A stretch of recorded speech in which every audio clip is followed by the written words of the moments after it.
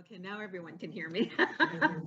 Welcome, everyone. Many blessings to all of you. It's a pleasure and an honor to be with you. It's so nice to be in the midst of all these wonderful mystics that are in this room and also online. And it's great to be able to share some of that wonderful information with you because, when we have our intuition and our psychic abilities in our pocket and we can take them out at any time, it's so helpful. It's just wonderfully helpful. We can help our families, we can help ourselves, we can help others. And that is a very important thing. And we're going, before we actually start, we're going to start with a sacred intention. And first of all, I welcome all of you to MSI. It's a pleasure and an honor to have this wonderful mystical time with you. And also, I encourage you to take notes. So if you like, and also we're recording. So we have your email. We're going to send you the recording. And also the recording will have my handouts, which will be the instructions and techniques that we're going to be talking about today. And also, this is a mystical place. So we do have a mystical store, and, it's wonderful to buy gifts for other busy mystics, or if you're encouraging your family to become mystics, we have lots of wonderful things, and all you have to do is ask our staff members, and they'll be very happy to help you with anything. And so if you do have, pen, piece of paper, all of that is very helpful, because when you write something down, you're anchoring it into a part of your mind. And that is a really important thing to try to jot things down, even though you're going to get the recording, probably Monday or Tuesday. And I encourage you to watch it over and over and over again, because there are parts of your consciousness that are waking up, and you will hear things that you did not hear before. And so it's really important for us to take that time to kind of anchor it in. And my teacher used to say, if it's important to you, it's important to the universe. And the universe will help you. Our journey is really not a journey of unawareness. It's really a journey of beginning our awareness, to the tools we have, and to become aware that we do have them. So before we start, I'm going to ask you to do a wonderful intention, because as a Native person, we were taught that our energy field is an energy tool. It is the archive of what we call the book of life. We have within our chakras, our past lives that are inactive and active, the ones we're working on. And we use them sometimes as a point of reference, because they have lots of information. It's kind of like putting your finger in a fire. When you burn your finger, you go, I'm not doing that again. It's the same thing with our past lives. We have a lot of information from our past lives. However, we have wonderful gifts that we're trying to launch in this lifetime for our journey. And my goal as a teacher is to help you with that, is to assist you with being the energetic scout that has tried many things and have learned many things and want to share that with you. So it's great. And, we're going to cover as much as we can today. Why are we doing an intention before the class? Well, the intention before the class is really to adjust your energy field. And that energy field you have listens to all the words, thoughts, and feelings that you have. So navigating your thoughts, navigating your emotions are very important.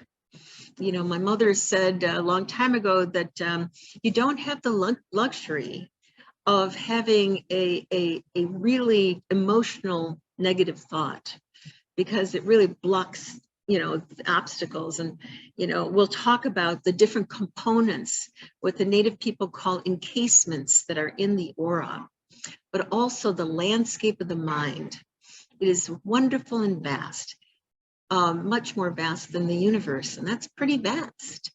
So So we're going to do this intention together.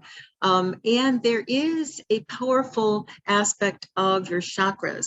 So when we close our eyes, we are trained that we are actually going into the energy world. So the ultimate potential that you have. So I'd like you to close your eyes for just a moment.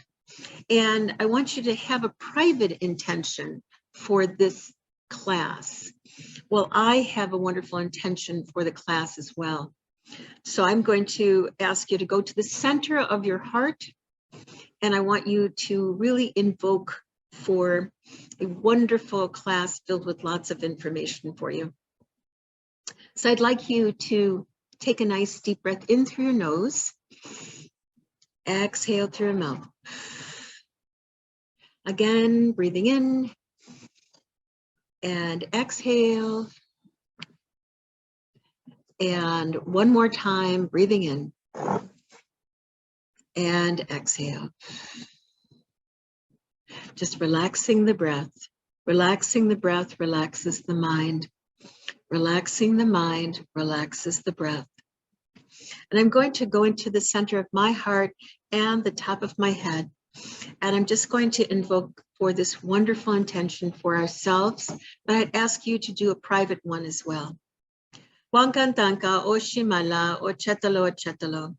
A wonderful creator, thank you so very much for this beautiful day. And thank you for this sacred way of praying.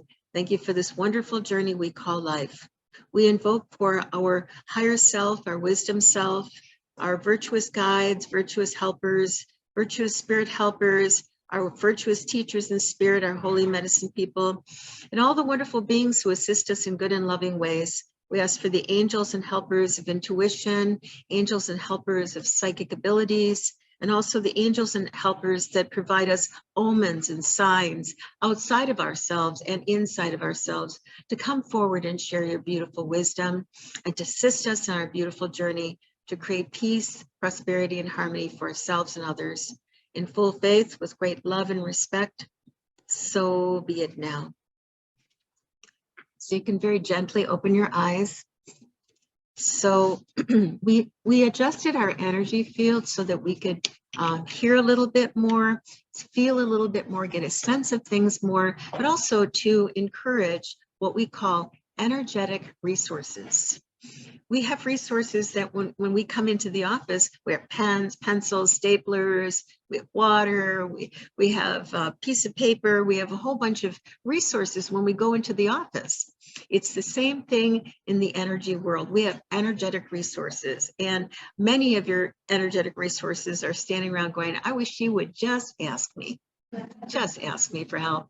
And because they can cross the span of time for one reason.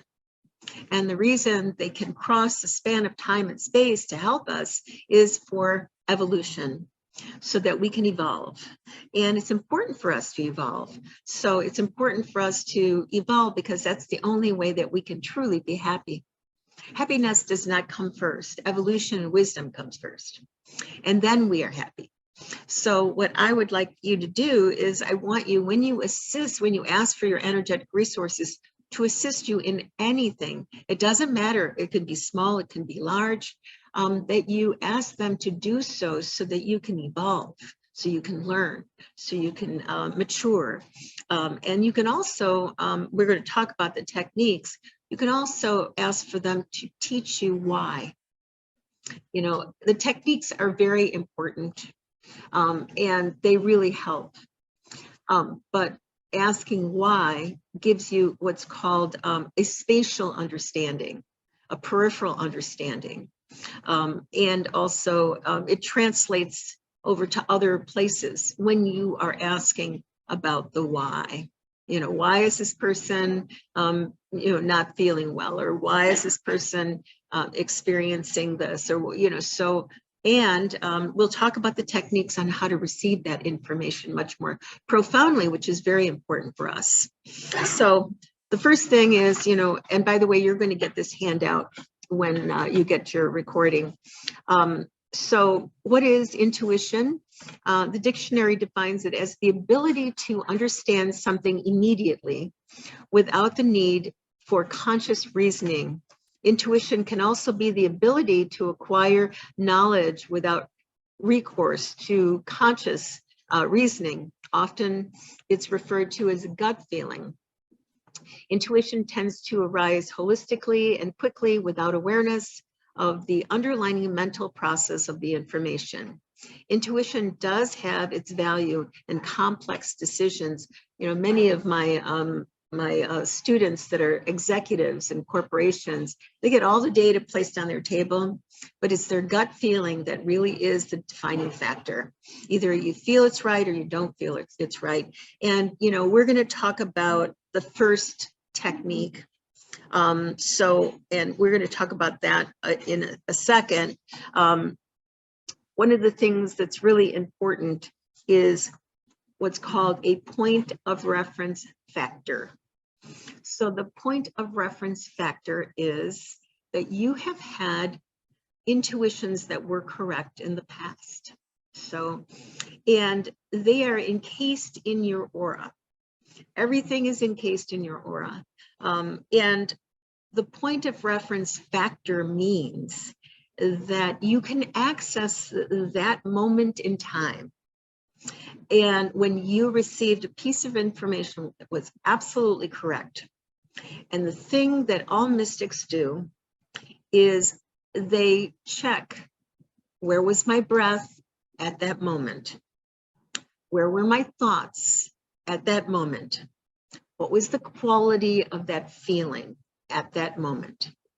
So, because what happens with stimulating the intuition is to constantly create a rapport with it and engaging in it, just like a friendship. You know, friendship blossoms when you engage in it and you work with it. And the same thing, you know, exercise, you develop lots of benefits from it, but you have to do it. So the goal is to go to those places and write the date and time, if possible, on a piece of paper. So that you want to have what's called a mystical journal, where you keep all your information about your tools and all of that, which is very, very important. And you want to keep that with you so you can keep engaging in that thought. So you want to think about right now, because there's power in the group, you want to close your eyes and think about a time when you received information and it was correct and it had a tremendous amount of energy that was absolutely insightful for you. So I'd like you to just take that moment now and think about that. And then while you're there, you want to see, where was your breath? Where was your breath? What was the quality of your breath? And what was the quality of the energy that was around it? How did it feel? And also, while you were watching all of that energy happening, what was happening? Think about that. And I'd like you to express a desire to your consciousness to extract from that place and bring it here right now.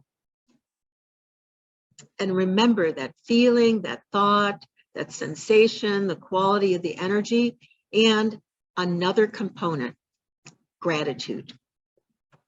Express gratitude. Say thank you. Thank you for helping me. Thank you for connecting with me. Thank you for giving me that information.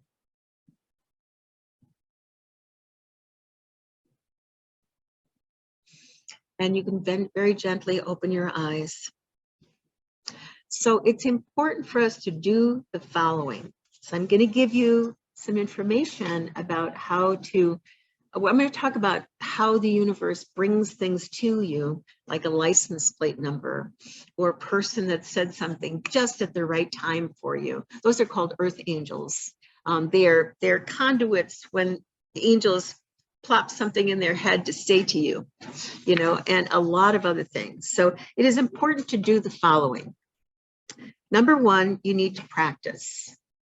Don't just review these techniques today and expect immediate accuracy. I need to practice on all of us have to practice to get good. There's something to be said for field work and practice, because it's just like reading a driver's manual and then getting in your car for the first time and driving on the expressway. You want to practice, because when you practice, you can handle larger things, bigger projects, expanding the consciousness.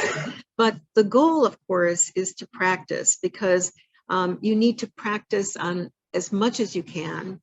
And also, one of the things that's really important is to not be very emotional when you're working with your intuition and your psychic abilities, because intuition comes first and then the psychic abilities come second. They're two different things, and I'll explain why. So when we're practicing, we have to be in what's called a conduit of that information, and we adjust everything by adjusting our aura through the process of our thoughts, our emotions, and our brain activities. So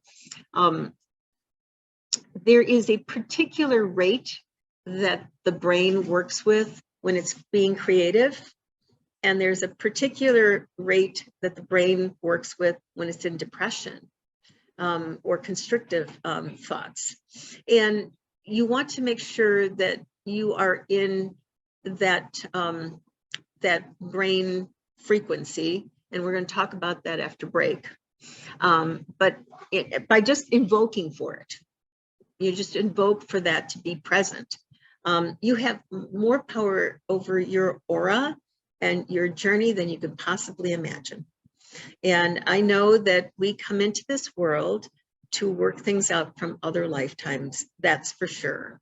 But it isn't something that we do on a 24-hour, 7-day-a-week agenda. It's just there because we as a spirit wanted to release the bondage of some perceived notion or trauma from another lifetime. But it's not there to guide us to our future. It's there to heal the past so we can move forward into our future.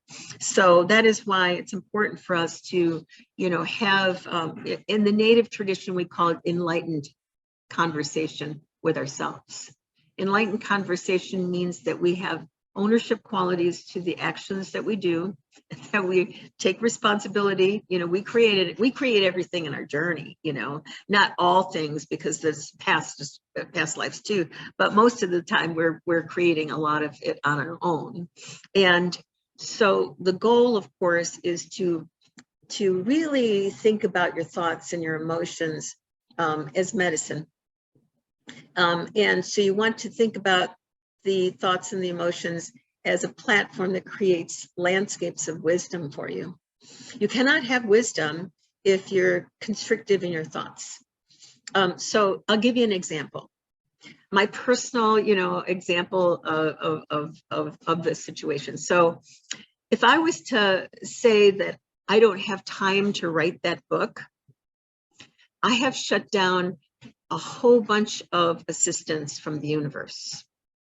But if I look at a project like writing a book and I say, I would like to learn how to have the time to write that book without the consequences of ignoring my family, ignoring my job, and I want to understand how to do that. Then all of a sudden, what happens is I'm opening in my consciousness lots of assistance, not just from the universe, but from my guides, from my helpers, from assigned helpers, everything. Because I didn't say I don't have time to write that book. How am I going to write that book? That shuts down every kind of resource you could possibly imagine. But if I was to look at that project and say, I would like very much to learn how to write that book, without ignoring my family, without ignoring my job, without ignoring, my personal well-being. I want to, and all of a sudden, the universe is going to give me all that information and that help. And I know that to be true because I've done it many, many times. So we have to use words and thoughts and emotions that will help us open up those avenues that were not there before.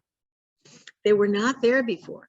And so the goal is to learn how to use your words and your thoughts and your energy to give you every possible assistance, which is your energetic resources. But you cannot have them if you restrict yourself and say, oh, good things happen to other people. It doesn't happen to me. I can't have money. I never have. Oh my God, you just shut down all those. And I shut down all those opportunities that you could have to really blossom by using the words to open up that landscape of energy. And of course, emotions that are very fearful are like the biggest taboo to a mystic. We can never have them because they actually don't allow for energy to flow through us to assist us. So, and you would probably ask the question, well, why is there fear anyway? Well, it's a very old energy. It's a very old energy. And it comes from when we were being chased by, an animal or a dinosaur or whatever you want to call it. It doesn't apply here anymore. The one thing that, fear has one small element is to get our attention. But the rest of the time, you need to let it go because it doesn't apply. It doesn't help you. The best thing you can do is, okay, if I had a fear element here, I'd like to know how to get out of this situation. Can you help me? That's how you open up the parts of your mind and also your helpers to assist you because they're all around us and they can help us to do a lot of everything. So there's a very old story called Aladdin's Lamp. That is a subset of a story that all mystics receive in their training.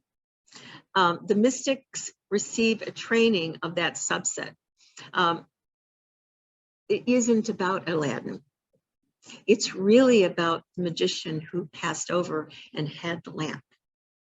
That magician learned how to take a part of his consciousness and move it into the lamp so that he had easy access to it, and he would rub the lamp and that part of his consciousness would manifest and say, Master, what can I do for you?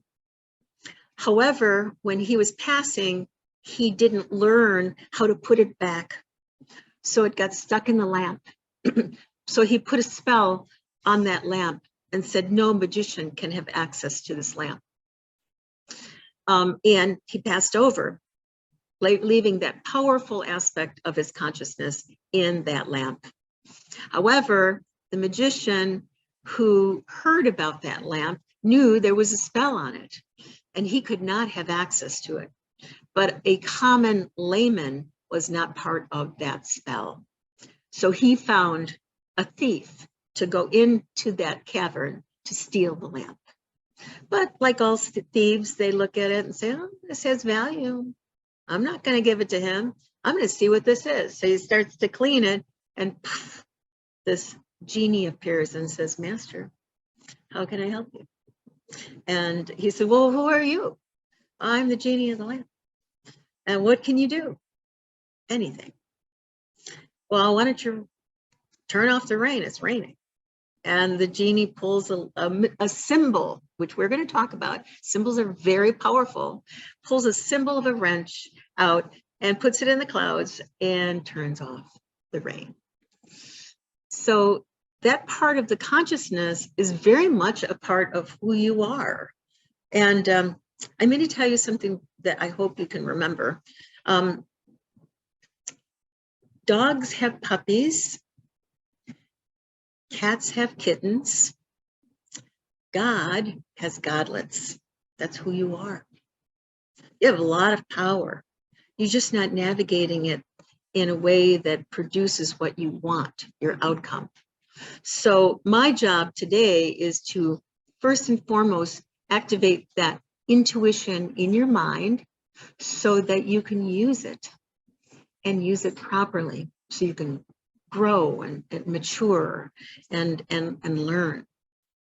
And so it's important for us to practice some of these all of these techniques I'm going to talk to you about, because it's very, very important. And by the way, you know, the genie, you know, you remember the story, the genie made this beautiful castle for Aladdin and all of this. And what the genie said was, Master, you have provoked me to do my best work. Where are my compliments? And the genie was saying, you know, I'm helping you. Can you say thank you? That is why in the native tradition, we say thank you to the plants, to the animals. We say thank you to everything that happens to us, because that is the sacred circle of life. You know, we acknowledge, and, you know, when people say thank you for what you do, what happens? Your aura gets so wonderfully empowered. But if they just take what you just did and walk away, that feels, I mean, you're still going to give them water when they need it and all, but, you know, are you going to get an optimized return for your what you're looking for? Maybe, but maybe not. So it's very important for us to know that to have gratitude for the assistance that we're getting is so very important. Just really very, very, very important. Even when we feel like it's hard for us to say. I remember when one of my teachers passed away, you know, the last one a couple of years ago. I was on a plane and you know, the phone rang. I saw his name and I thought, this is not going to be a good call. And his wife told me that he passed. And I went to the mountains. I was heading to Sedona at that time. Went to the mountains, sat there, and said, "Okay, so my teacher is physically gone. You know, I'm not very happy about that right now. And you know, I understand that there is a plan, and I want to understand the plan so I can, you know, be part of that wonderful plan. But right now, I'm just a little sad about it. So, and it's okay to do that. But that night, you know, right away, I got lots of information from him and the universe as to why that happened. So, you know, now I would never have been able to do that had I been in fear, frustration, resentment, anger. You know, it's hard sometimes when you're challenged that way, when you're challenged by a trauma, you know, but you do have to breathe and know that you will get so much more information about why, and that will help you free from that bondage of trauma. So it's important for us to, as my teacher would say, ask the right questions, get the right answers. So practice is very, very important. And also that we need to learn that we have to relinquish the bondage of fear and anger and resentment and all of those things. Those are energies that are never in a mystic's energy field at all. Number two, you need to say what you feel and receive. In other words, don't question it, just let it flow. You know, you in the beginning, you will have mistakes, and it's okay to have mistakes. Just push through the fear and be able to practice your intuition. You have to practice. So the essence of an intuitive message is it comes with a packet of lots of energy, lots of thoughts, lots of what I call peripheral information. And so the intuition can be one word or several things. In the beginning, what you will receive is fragments of very important pieces of information. And as you progress, you can do what's called inquiries. Inquiries mean that you are going to inquire about what you're getting, you know. And I know this is going to sound very, very strange, but the reason why I use episodic examples is because I want you to remember what I said. So when you get a piece of information that is intuitive, it has a lot of information that is with it. Because we're human, we kind of say, oh, that can't be right, or I'm afraid to say, or maybe I'll be wrong. Try your best to put your energy here as opposed to there. Just allow for that information and speak it, write it, bring it out. So you cannot hold it here, or at least if you're going to hold it here, make note that you're observing it. Is this correct?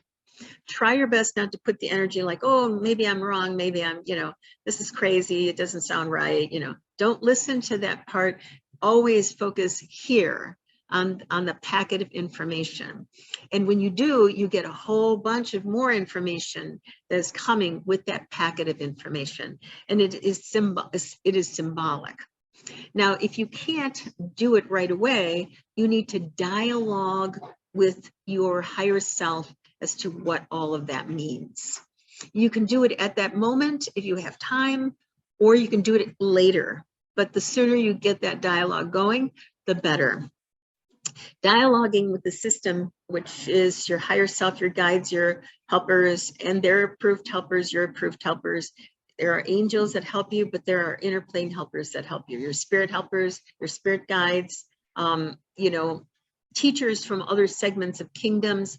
I work with the plant kingdom all the time. I love them. They are very knowledgeable and very, very strong with their medicine.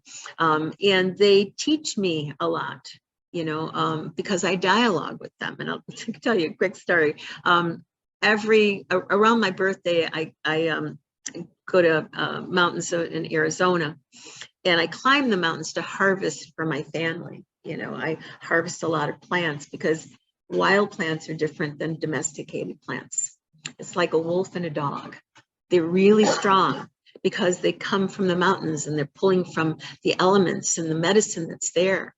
So, so last year, around my birthday, I was climbing the mountains, and I was collecting. I had my bag, and I was collecting wonderful herbs. And I ran into this big bush. It was really strong, and I go, "Oh my gosh, who are you?" And it was next to another plant that I knew, and the plant said, "My name is Oregon grape." And I go, "Oh my gosh, I use you all the time." Because Oregon grape is really good for breaking up phlegm. I use it, Native people know what to do with viruses and bacteria. We've been doing it for centuries. And so I saw how strong it was. And I said, could I harvest you and take you home? And they said, of course, that's what we do. So as I was harvesting, to my left was a plant that I use a lot. And it was this beautiful rosemary. And it was just wonderful. Rosemary is really good for your skin. It's really good for your hair. And what I did is I asked the rosemary, I said, can I take some of you home? And the plant said, of course. And so I made this organic rosemary from the mountains, which is excellent for your skin. I'm going to be 70 in March, and I love using the plants on my skin. It's just really good. So I only make it once a year because it takes so long for the plants to bring itself into the oils. But I love it because we do ceremony, drumming, prayers on the plants, and they give us so much medicine, and it's so great, so great. So you can, when you create a rapport with the kingdoms, and we have the human kingdom, animal kingdom, plant kingdom, crystal kingdom, the air kingdom, water kingdom, all the kingdoms, the angel kingdom, and also a lot of other wonderful kingdoms that kind of help with the build. They're called building elements. They build things on the earth. You learn, they teach you so many things. So, but you have to take your vibration and move it a little bit closer to their vibration. And that means if you're going to rush past a tree, you're not going to get anything from the tree unless you're going to rush past it and give it a hug and then keep going. And the tree is going to go, well, I have so much more to give, but if you don't have time, can't do that. But if you sit next to the tree and meditate and observe the tree and honor the tree and all of that, you learn that the sap is their immune system. And the sap actually helps you with your immune system. And the bark is for superficial things, to heal wounds. And so there's so much that the tree can tell you if you just slow down. Just slow down. And my teacher used to say, you know, because when I was doing my paperwork and all of that, and I'm doing my meditations, and I'd have piles of you know, expense forms and all of to do, and I would say, okay, creator, is this what you want me to do? And the creator would say, I didn't create that. You created that. Can you help me? Sure, I can help you. And my teacher would come and say, oh, you know, you got a lot of work to do. Yes, I do. And I don't have time to do meditation today. Well, this is the perfect time to do meditation. Oh no, I don't have any time, you know. And he would say, no, I think this is good time for you to do some meditation. So I would honor my teacher and put everything to the side, go do a little bit of meditation, come back and look at that pile and say, I'm a mystic, I can do something with this. And the mantra was, I am one with paperwork. It establishes freedom, you know, and all of this came from that meditation, and that pile went by like that because I changed the energy I was putting into it. And I thought, my teacher's so wise to tell me that I have to look at things, because I am the conduit of energy. If my conduit of energy is constrictive, it is going to be constrictive. So so it's so important to know that when you're receiving your intuitions, and you want to, every morning you want to invoke that you are aware when you're getting intuition, because you know when you're getting intuition. But when you invoke and you say, I want to become aware when I'm getting these signs and I'm getting these awarenesses, I invoke that my conscious mind is aware of it. Tap me on the shoulder. Because if I don't do that, then old patterns start to come into play, and I'm not going to hear anything, and it might be right next to me. So I invoke because I'm conditioning my aura to do so. So when you do receive information, write it down, speak it. And it's very, very important to do that. Intuition hits are often very obvious. If you're trying to stretch it to make it fit the situation, you need to take a break, to do a little bit of meditation and then come back to it. So it may not be intuition that you're getting because you have a library of experiences in your aura, and your consciousness goes there too. You know, like, let's just say, you know, you have a friend that's always borrowing money and never giving it back to you. You know, calls you up one day and picks up the phone and says, you know, I need to borrow another $100. I'll give it back to you next week. Your encasements of past experiences will say, well, he's not going to give it back to me. You know, he never has in the past. So you're accessing your ego, or, you know, a part of the compartments that are there. But if you go to your intuition and you say, you know, I want to understand this situation, what am I supposed to be learning from this? You're supposed to be learning this, that when you respond to someone that is limited and unaware and just practicing old patterns, you do not want to participate. And you say, I would love to loan you that money. Before I can do that, you have to do this, this, and this for me. It means clean my car, you know, do this, do that. You do those things for me, and you do them well, and I supervise you and all of that. I would be happy to do that for you. Plus you give the money back to me. If you don't do that this time, then you really can't ask me again. So what am I doing? I'm responding in a wise way. You know, you don't want to participate in someone's insanities, right? Because why? You're participating in giving permission for that insanity to be there for that person and for yourself. So you really want to start looking at how you handle situations by tapping into that intuition. And yes, you can say, I'm not going to lend you the money, but guess what's going to happen? The pattern will come in different ways, other ways. So our job with all events is to participate in an enlightened way. And this, and I'm just going to share with you, you know, in the summer, a mosquito comes and I said, oh my God, did I participate with that mosquito by killing it in an involved way? I don't know. So I am going to invoke. I'd like to participate with all things in a very evolved way, including that mosquito. How do I do that? And all of a sudden I get this wonderful information that if the mosquito is going to bite me, I'm going to say, go back to spirit and evolve. I'm still protecting myself, but I'm participating in it in a different way. Now, I would have never known that.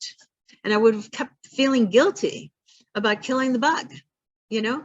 So does that make sense? So we always want to invoke, and we're going to get that information. You know, we're going to see a pattern. You know, I was talking to a very young student of mine, and she said, you know, I'm having money problems. I'm having money problems. I'm writing out those checks to pay out those bills, and, you know, nothing's left. And I said, well, okay, so why don't we do this? Every time you write a check out to pay for your bills, you want to put your hand over it and say, I give it to you so I can pay my bill. And I ask for my prosperity to come back to me double in 30 days because I do that. Try that. Also, you're always putting all those worries into your wallet, and your wallet symbolically represents your prosperity. What do you think is in your wallet? Limitations, because you're putting them in there. When you see your wallet, see it golden, see it prosperous, see it abundant, and ask your mind to show you how to do that. And all of those things will transpire. But if we're constantly thinking that there's no light at the end of the tunnel, so be it, you know. So really know that you are a conduit of energy. So intuition is knowing without knowing how you know. Do you understand what I'm saying? That when you have that intuition, you don't know how it's coming. It comes from higher sources. It comes from your guides. It comes from your own wisdom. But at that moment, you don't know where it's coming from. But what you do know is that it's absolutely profoundly correct. So most often the source of intuitive knowledge is seen as coming from one of two places. One perspective is the source of intuition is a subconscious process that produces internal information you've experienced, gathered and processed at some point, and perhaps you use that library of knowledge without your consciousness. The other perspective is it is information that comes from a mystical source outside of us, such as from your higher self, your angels, your spirit guides, your divine consciousness. And I will tell you from my personal experience, that's definitely happening. That's definitely happening. You know, I work with a lot of angels and helpers, lots of them. And, you know, I don't need to see another miracle to know that they exist. And I believe because I see them, and I can't do this kind of work without them. And when I first started out, I said, you know, I take 10% of the credit for what I do. But for the next 26 years, I can tell you my response is I take 2% of the credit for what I do. I'm just a very good listener, and I honor that and I respect that. But I also know that I have to adjust my energy field so that I can hear them and I can feel them and I can see the information and all of that. And that comes from meditation. Not all meditations, but the ones that we have on our website are the ones that I use to really develop a landscape in my mind so I can send the information, receive the information. And the most important thing about that is your breath. If you're breathing shallowly and fearfully or filled with anxiety, you cannot hear anything except for your own personal limitations. And when we are asking a question, we have to connect with what's called sacred breath. So in our training, we are taught different kinds of breaths. And I'm going to talk about 2 of them that you can incorporate in your life that will really help you. And you want to use them often. But I can ask you this, and you tell me immediately, what is the breath of worry? You know that breath. What is the breath of anger? You know that breath. What is the breath of limitations? You know that breath. But if I was to ask you, do you know the breath of ceremony? Do you know the breath of wisdom? Do you know the breath of healing? You probably would say no. So I'm going to show you how to incorporate these breaths because you have a mystical aspect to your anatomy. Your lungs are the house of sacred breath. Parts of your consciousness can access all the information you want. For example, Einstein did not come to understand the speed of light and did not finish that formula until he went to sleep. When he went to sleep, he went to that part of his consciousness and woke up and said, I have the equation. He is not different than you. You have the same place that you can go to. You cannot go there if you are fearful, anxious, angry. Those are very limited emotions that we are striving to evolve from because they're in our DNA. But we do need to relinquish old patterns. Just like my little nephew said, war is an antiquated system. We don't need it. And I said, that's so true. What would you replace it with? And he said, education. That is the key to our evolution is education.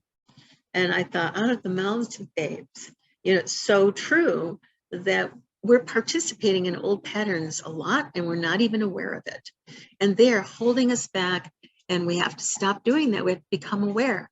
So when I invoke in the morning, I invoke for my awareness to be present, that the medicine woman inside of me is guiding me, teaching my mind how to think. So you can ask for what's called the wisdom self in your heart chakra, which there's an angel in your heart chakra that is sleeping. As you awaken through meditation and your practices, that angel starts to wake up, starts to guide you. So invoking for the medicine woman within you to guide you. And you're not going to be perfect. You're going to fall off the wagon. You're going to make mistakes. Don't worry about it. Do them less and less. Make amends for some of the things that you have done we call it energetic restitution. So energetic restitution means, because if you don't do energetic restitution for things that you feel bad about, that you've done, it brings your aura down. It makes you really heavy. And when you start to do energetic restitutions, what happens is your aura becomes lighter than air and energy flows through it much more substantially. And that's what you want. So energetic restitutions means that, okay, I did this and I could have done that better. And I'm going to do these things, like I'm going to give somebody water, or I'm going to buy some postage stamps for my mother, or I'm going to pay for the toll for the guy behind me, or I'm going to do some act of kindness or evolved. I'm going to smile at the person who never smiles. I'm going to do that. And when I do that, I dedicate it to that. I say, I'm going to do this, and I dedicate it to that unevolved way that I participated in that situation. And I ask for them to be healed. I ask for forgiveness, and I ask for everybody to be in a place of light as soon as possible. I'm going to do this and dedicate it to that. That's energetic restitution. You should do it often. I do it pretty much every day.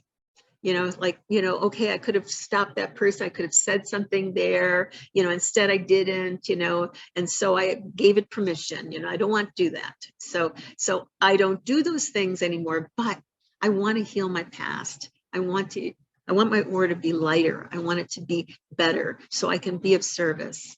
So energetic restitution for the psychic is very important. So you want to do that. And how do you facilitate accessing your intuition? How do you know intuition when you experience it?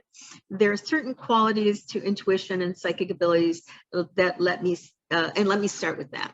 So I'll give you an example. And I know all of you have experienced something like this. I want you to think about this. So I was teaching a class last month. And there has to be a little agitator or somebody in the class, I understand that. And there was this young man to my left, and it was really funny. And he goes, well, you're a psychic. And this is in front of everyone, right? He goes, well, you're a psychic, why don't you tell me a little bit about my past life? And I said, I'm very polite. I want to not to disempower people and things like that. And I said, well, you're asking me a very important question in front of all these people. I think maybe if, at break time or something, I can certainly share some of the information with you. And he goes, no, I want to know right now. I want everybody to know.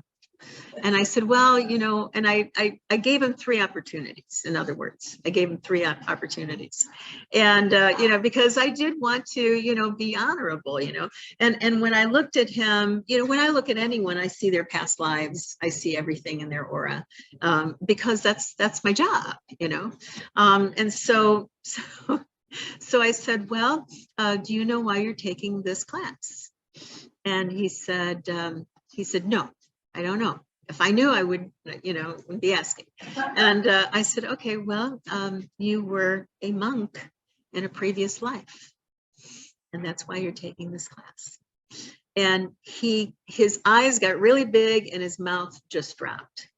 And he told me, he said, do you know, he said this in front of everyone. He said, do you know I had a cross tattooed on my chest? And I said, well, that kind of tells you a story, doesn't it? And so we talked, I shared with him a lot of things, and he was like, how did you know that? Because when you see a person, you see their energy, and and his posture was, he had a hoodie on, and he had it in a position like a monk, and he had his head down like a monk. Everything was there, everything was there. He just didn't see it. I saw it. And so when you're using your intuition, you start to see all of that. You see things that people do not see about themselves, and you see that very clearly. And it's very clear. And he came to me and said, wow, and I said, well, one of 2 things: either you don't like going into church because you've been there so many times, or you really gravitate to it. And he goes, both. He goes, I don't like going to church. I feel like I've been here a billion times. But then there's a part of it that I really wanted to connect with the universe, and I didn't get it there. So I know what you're talking about. And so when you're getting information, you're getting information not about just the question, but the story and the life that it came from, and what this person's looking for. So it's that kind of thing that you get when you are doing, when you're working with your intuition. So it's important to know that so the mystical anatomy to psychic abilities and intuition is, there is the column of light along the spine. So that column of light along the spine goes all the way up past the crown chakra into what's called the soul star, which is usually about 5 inches above the head, but maybe a little higher depending upon the strength and power of the use of it. And it goes out to different places to access information and brings it back into the consciousness and into the spine. And then you start seeing things and feeling things and knowing things. So, so the goal is to always see the column of light as a brilliant light along the spine, and know that what is called the Antakarana, which is above the head, is extending itself out for information. So the consciousness is a gift from the creator. It accesses all kinds of worlds. It accesses the world of angels, the world of wisdom, the world of your ancestors, so many things. And you're accessing what I call peripheral information, but the second source of your information comes from your guides. They are, and you know, when you hear them, it kind of sounds like female, kind of sounds like a male. They're ambiguous, you know. But the one thing that is very, very clear when they talk with you, they don't have long conversations. Like, oh, this person, you know, they give you fragments and pieces that are profound. I remember when I was in meditation at 12 years old, and I had a friend who was very sick, and I wanted to help her. I did a meditation, sat there, and I asked for help. And this beautiful angel spoke in my ear and said this: what would you like to see? What would you like to have for your friend? And then I asked, I said, you know, wisdom as to how this came about for her, so she doesn't do it again if she had some part in it. But I asked her to be healthy and whole. And I asked for this, and the voice said, see it. What do you see? You know, when you see someone who is healthy and whole? So it was twofold. That angel was not only trying to assist me in being a conduit for that person, but also training me how to do it again. So what I saw was a beautiful sphere of light go into her and make her really bright. And she started to cry. She was releasing so much trauma. It was amazing. And, you know, I didn't run into the, you know, call her or anything like that. I was just still in a state of ultimate bliss, that all I had to do was see her that way and be the conduit for that and believe in it and understand that there is this wisdom that she's trying to extract as a spirit, and help her with that too. Because there's gaining of wisdom or there's gaining of nothing. So if she gets better and she doesn't get smart, she's going to get sick again. So so that is very important. So I learned that they do not speak in paragraphs. They speak in simple and profound. And when they speak, they change your whole life. The way you look at things, the way you feel, it just changes everything with just those few words. So they use, the smarter they are, and you know, intelligent people, wisdom-filled people, they don't talk like, they say things precisely, profoundly, and clearly, and end of story. People that are constantly chattering, you know, they're dispersing their energy, you know, in a way that is not really good and finite. So I talked about the point of measurement factor. This means that you have experienced intuition that was absolute correct sometime in your past, and these encasements of knowledge are within your aura, and this will be your first practice. And think of a time in your past when you had an intuition and it was absolutely undeniably correct.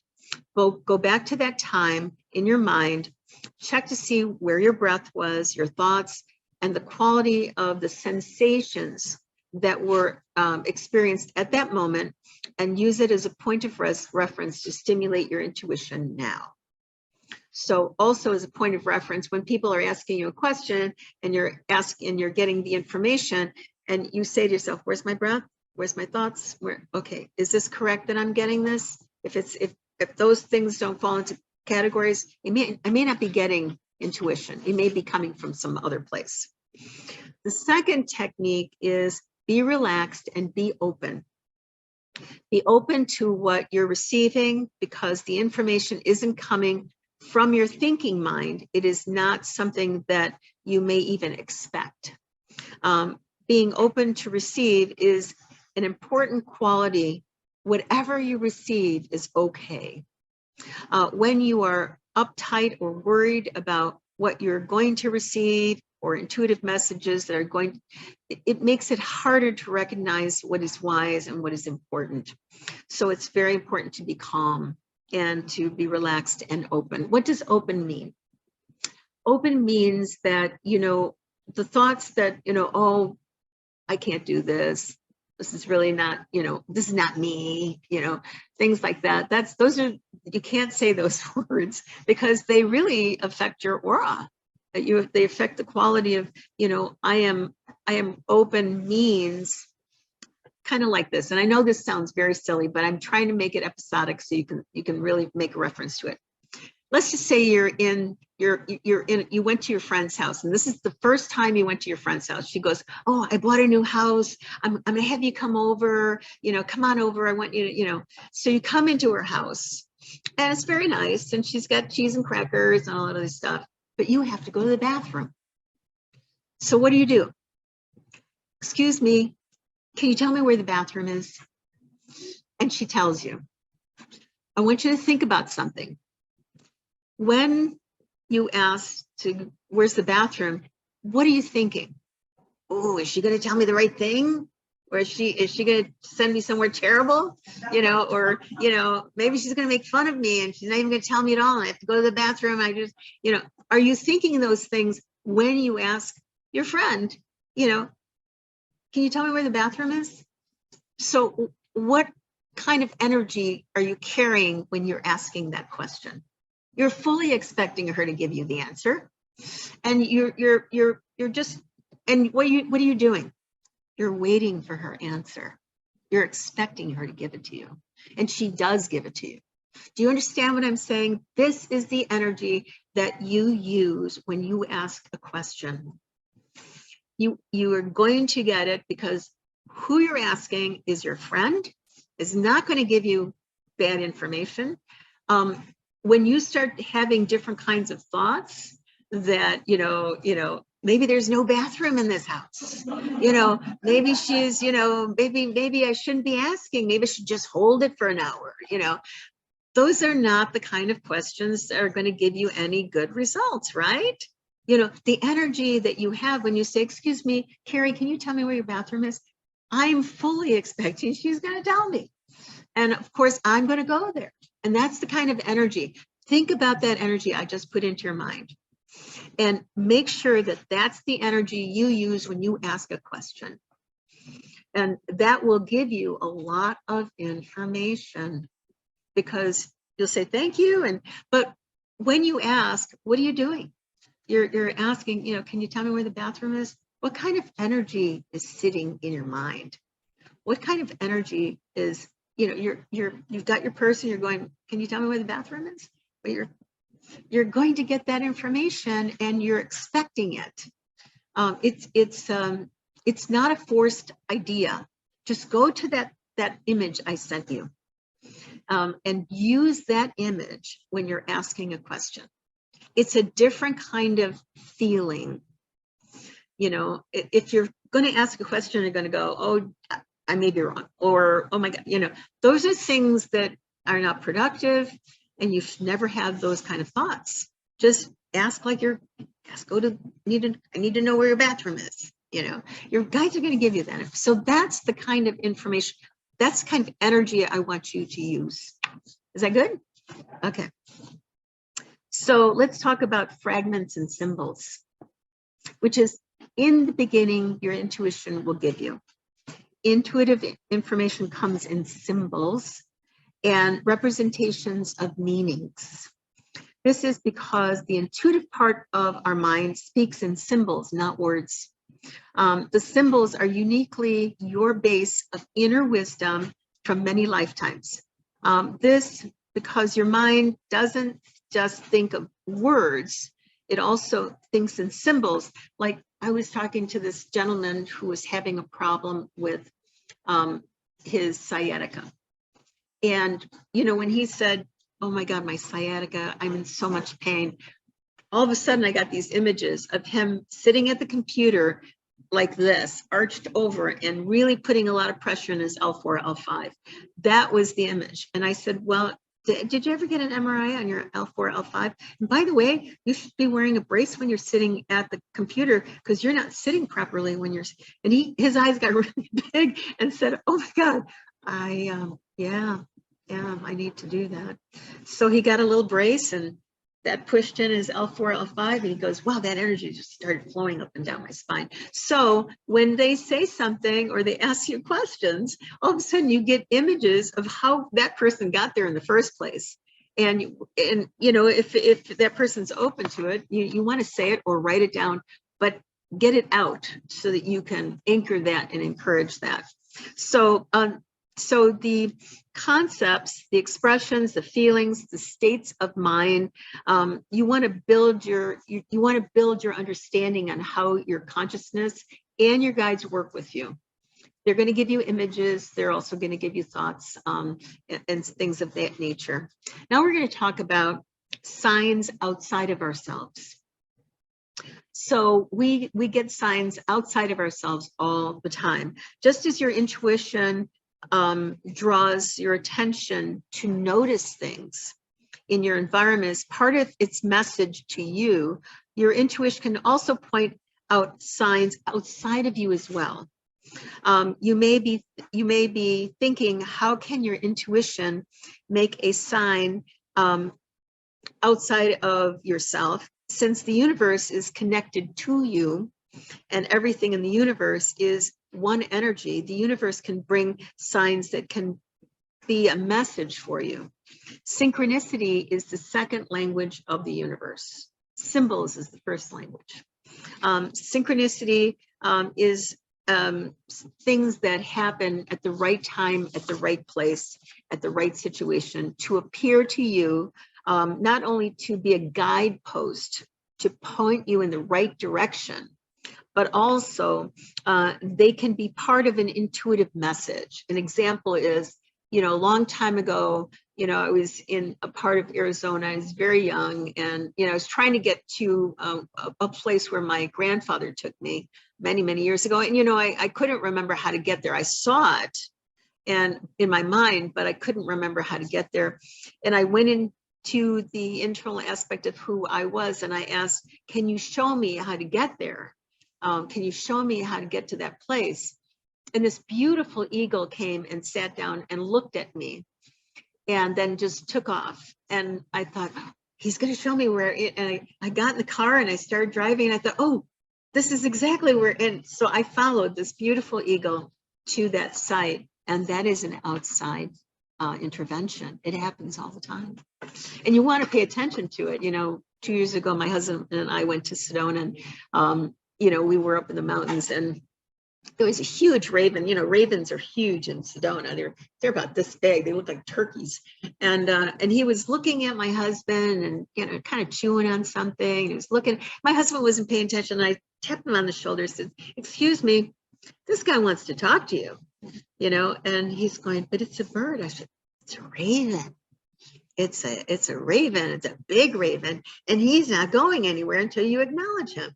And so my husband was having a sandwich. So he put a little bit of food out, and he walked over like he owned the place, and he grabbed the food, and he was like, yeah, I like the food, but I'm not here for the food, you know. And so I told him, I said, why don't you put your hands together and say, thank you very much for being my journey. Can you tell me what I need to know? And he looked at my husband and he flew off. So we went down to the city, and we were parked in a parking lot, and we got out of the car, and, you know, this raven comes and plops himself on the hood and is looking at my husband. And I thought, hey, your friend is back. And my guides told me, but I'll tell you the story. And the bird had something in his mouth, and he spit it out, you know, and he put it on the hood. And I said, you know, I think he's trying to tell you that you need to eat better. You know, you need to have better nutrition, you know, and because, you know, the sandwich you had, that wasn't really a really nutritional thing, and he didn't want to eat it either. And then he brought it back to you, and he spit it on the hood, you know, and he goes, oh my God, you're right. Why don't we go have a little bowl of salad? let's go do that. So we went and had a little bit of salad, you know, a little bit of quinoa in there and everything. I said, can you take some of that salad, just a couple of pieces of lettuce, just put it in your pocket. And because I knew, you know, I was going to see the raven again. And we walked towards the car, and the raven was not on the car. It was on like a, you know, it was a piece of the parking lot, and it was a dumpster. And he was just standing there. And my husband and I said, well, you know, I don't want to get, it's a bird, he might pick at me or something. I said, well, take the lettuce and just put it over there. And so he took a piece of lettuce and put it over there, and the raven came on over and he grabbed it, and he started chewing it, and he flew out. And I said, I think he liked the lettuce. I think you should start eating more salads. And he goes, oh my gosh. So that's a sign. That's a sign. And so his cholesterol has been much better since then. So, you know, so you understand that sometimes, you know, now had I not brought it to his attention, he would not maybe have gotten that kind of information. You know, I mean, the bird didn't want to eat with the sandwich, and he ate the lettuce, and he actually was trying to so things like that happen. And we're going to talk about earth angels too. So perhaps it gives you the answer you're looking for. Designs from the universe can also be clear messages such as license plates, road signs, headlines on a newspaper, magazine, a book title, or real people who serve as earth angels that can give you a message as well. An earth angel can be anyone who you happen to encounter, who just happens to tell you what you need to hear at that very moment. Someone who probably doesn't even know they are being an earth angel, or that they are an indirect messenger. You may overhear a conversation that has relevance to you and your situation. That happens too. You know, and the more you invoke for it, let me just tell you that you can invoke for your awareness to be more prevalent, so you can hear the information you need. I can't tell you how many people that I've told certain things and just goes right over their head, you know, and sometimes they just don't pay attention. So your goal is to invoke to hear all of the earth angels that have come to you. You can do that for your past, you can do that for your present, and you can do that for your future. So earth angels are around all the time, and you can invoke for the earth angels who have given you information in your past to come to your mind now so that you can learn. So, and that is because my teacher told me that time is a gift that you can use. Most people just use it to, you know, schedule appointments for, you know, dentist and all that other stuff in the future. But a mystic uses time to not only access present, but also the past and the future. So what you can do is you can ask for those earth angel informations to be given to you from your past, from the time of birth. And they will be given to you, and you want to be receiving them. You want to be receptive to them by saying thank you every time you get them. And you can write them down in your journal, because when you write them down, you can extract information from them at any time, every time you look at it.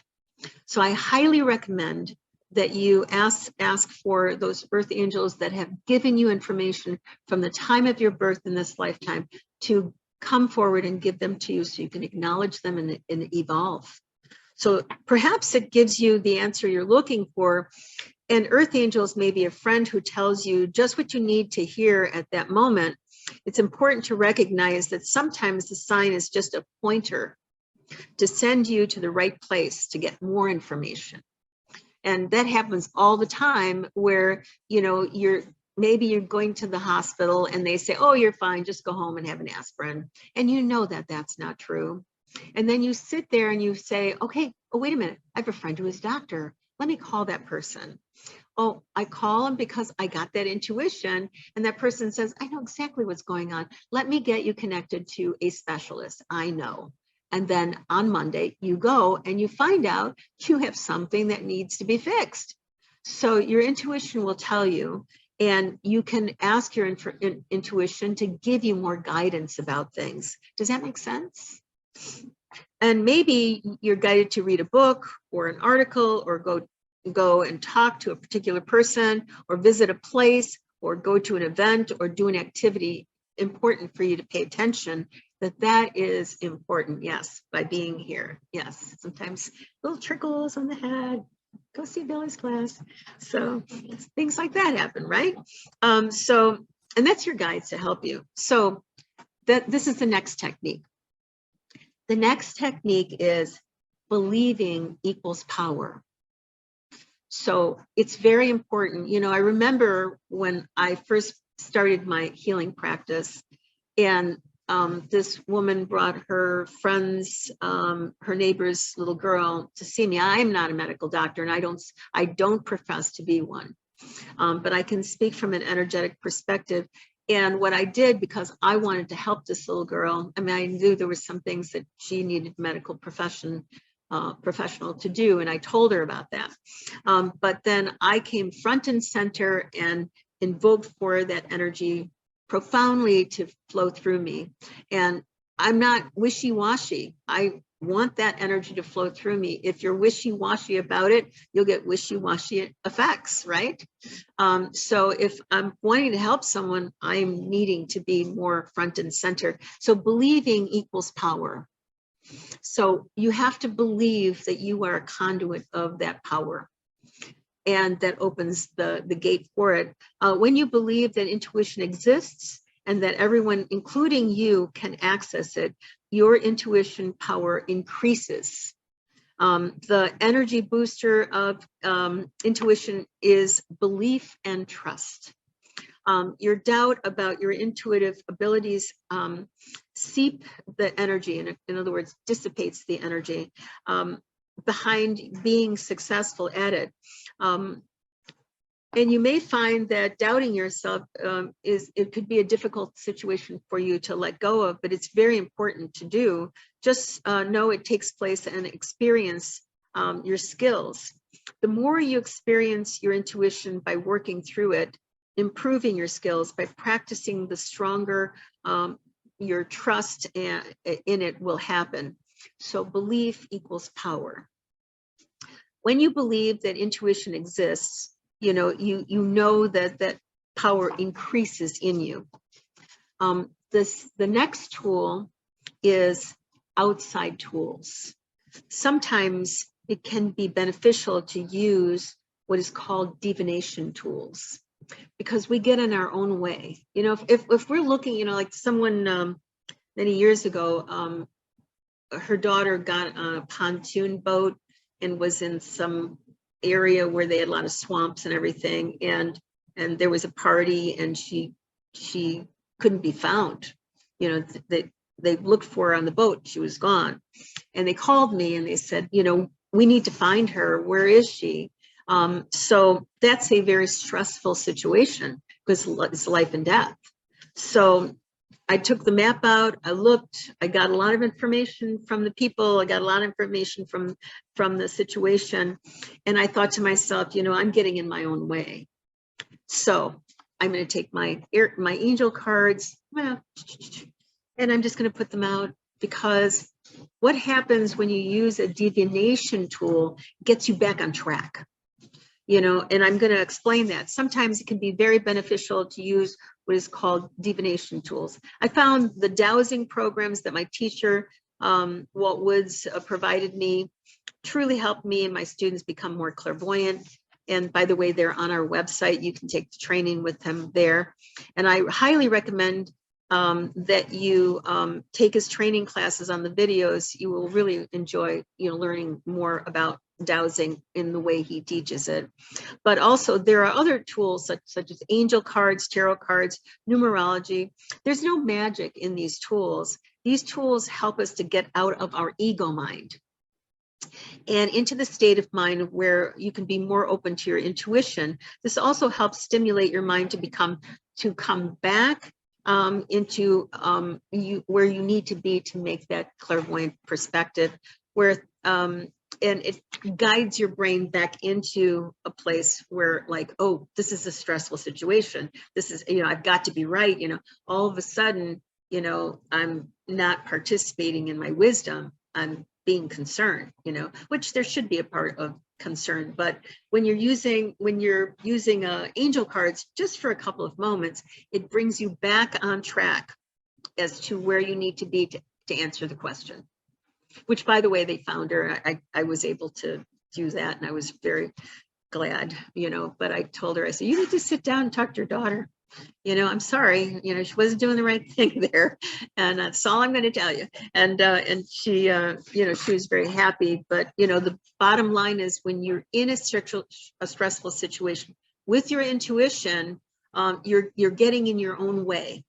So take a break, do a little bit of meditation. If possible, if you can't, just bring out the angel cards or divination tool and participate in it for 2 minutes, and it gets you back on track. So does that make sense? Okay, so, and I'm going to talk about a couple of other things, but we're going to take a 5 to 10 minute break so everybody can go to the bathroom. And of course, this is a mystical store and we have everything discounted. Please, come and do some wonderful shopping, and we have some refreshments, and we'll be back in 10 minutes. Many blessings to all of you. Hello, everyone. Welcome back from break. And I'm going to talk about the two particular techniques that we didn't cover in the previous time that we were together. And I'm going to talk about them so that, and also you're going to get the handout, my notes. We're going to also talk about the technique called igniting your intuition by dialoguing with a powerful aspect of who you are, which is called the wisdom self. And you can trigger your intuition by asking questions and also calling for dialoguing with particular questions that you might have about the insight that you get. And I always recommend meditation. So we have some wonderful meditations on our website. The first one is called The Gift of Inner Light. The second one is called The Breath of Sacred Wisdom. Those two were formatted for me.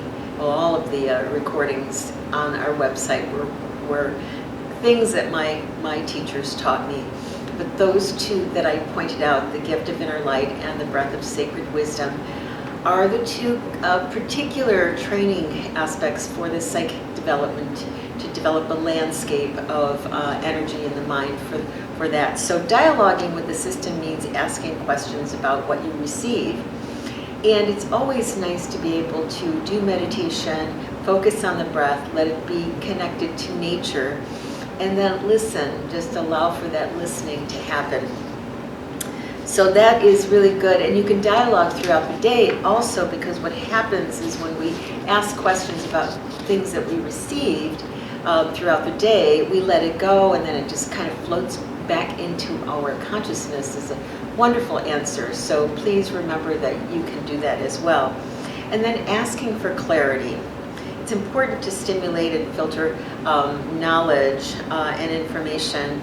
And I do this by asking a question and then going into the center of my heart and issuing a request to my consciousness and to my energy field and to my guides to remove all perspectives, all information that is incorrect, not accurate, and not precise.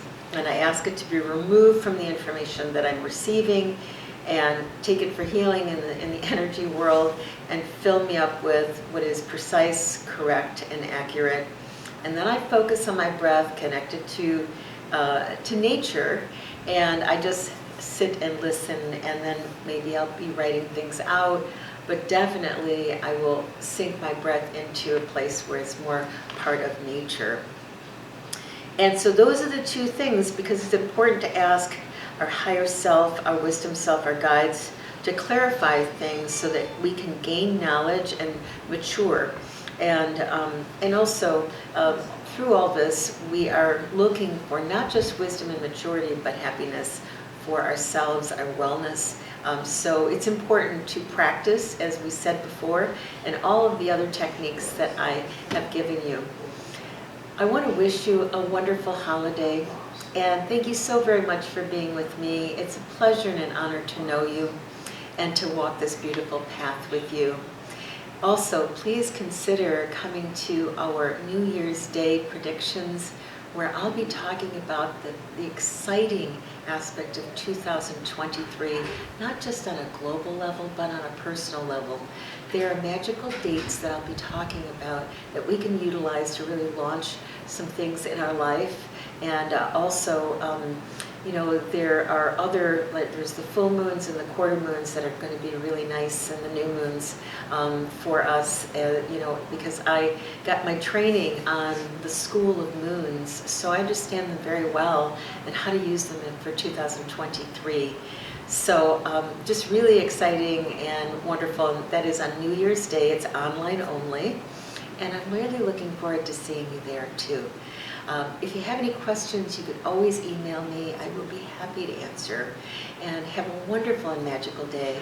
And from us to you, we wish you the most wonderful moments in time. And may they be mystical, may they be festive, and may they be celebrated with your loved ones and also yourself.